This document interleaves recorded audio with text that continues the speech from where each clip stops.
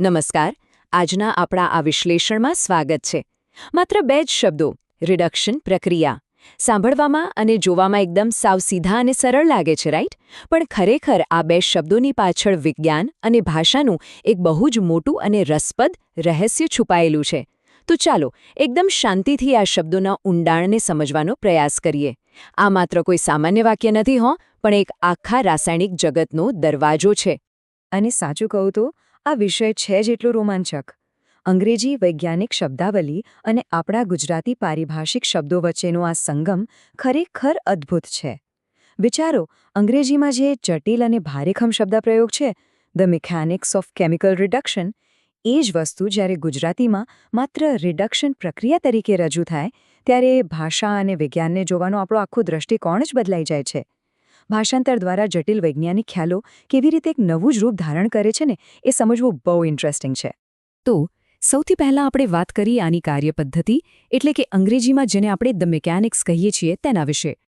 Okay, તો ચાલો આમાં થોડા ઊંડા ઉતરીએ. અંગ્રેજી શબ્દ છે the mechanics of chemical reduction. આ શબ્દો પર જરા ધ્યાન આપો. અહીં એક સામાન્ય રાસાયણિક પ્રતિક્રિયાને માત્ર એક ઘટના નથી કહી દીધી, તેને મિકેનિક્સ એટલે કે એક યંત્રશાસ્ત્ર અથવા કાર્યપદ્ધતિના એંગલથી રજૂ કરવામાં આવી છે. આ શબ્દ જ બતાવે છે કે ભાઈ આ કોઈ નાની સૂની વાત નથી, પણ આ પ્રક્રિયા પાછળ એક બહુ જ ચોક્કસ અને જટિલ માળખું કામ કરી રહ્યું છે. મૂળ લખાણમાં આ જે મિકેનિક્સ શબ્દ પસંદ કર્યો છે ને એ કોઈ અકસ્માત નથી. આ શબ્દ સીધું એવું સૂચવે છે કે આ અદૃશ્ય વૈજ્ઞાનિક દુનિયાની પાછળ એક બહુ જ વ્યવસ્થિત અને પદ્ધતિસરનું માળખું એટલે કે એક ફ્રેમવર્ક રહેલું છે.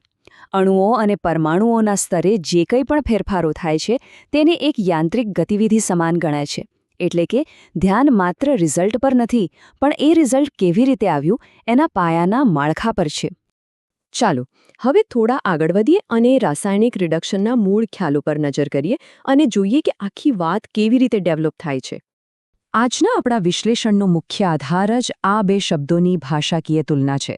એક તરફ છે અંગ્રેજી શબ્દસમૂહ કેમિકલ રિડક્શન અને બીજી બાજુ છે એનું ગુજરાતી સ્વરૂપ રિડક્શન પ્રક્રિયા. હમણાં જ આપણે અંગ્રેજી શબ્દના માળખાકીય અર્થને સમજ્યા, રાઈટ? તો હવે જોવાનું છે કે આ બંને શબ્દો ભલે એક જ વૈજ્ઞાનિક ઘટનાની વાત કરતા હોય પણ તેમની રજૂઆત અને અવાજનું માળખું કેટલું અલગ પડે છે. અને આ બાબત ખરેખર બહુ જ સુંદર રીતે દર્શાવે છે કે આપણે ગુજરાતી ભાષાએ અંગ્રેજીના રિડક્શન શબ્દને એના મૂળ ઉચ્ચાર સાથે જ કેવો સરસ રીતે અપનાવી લીધો છે. રિડક્શન શબ્દ સીધો જ ઉચ્ચારણ પરથી લઈ લીધો, પણ એની આસપાસના વર્ણનાત્મક શબ્દોને આપણી ભાષા મુજબ ઢાળી દીધા. દુનિયાની ઘણી ભાષાઓમાં આવું જોવા મળે છે, જ્યાં વૈજ્ઞાનિક એકરૂપતા જાળવી રાખવા માટે આવા જટિલ શબ્દોનો જબરદસ્તી અનુવાદ કરવાને બદલે તેમને મૂળ ઉચ્ચાર સાથે જ સ્વીકારી લેવાય છે. વિજ્ઞાનની ભાષા કેવી રીતે સીમાઓ ઓળંગીને ભળી જાય છે તેનું આ બેસ્ટ એક્ઝામ્પલ છે.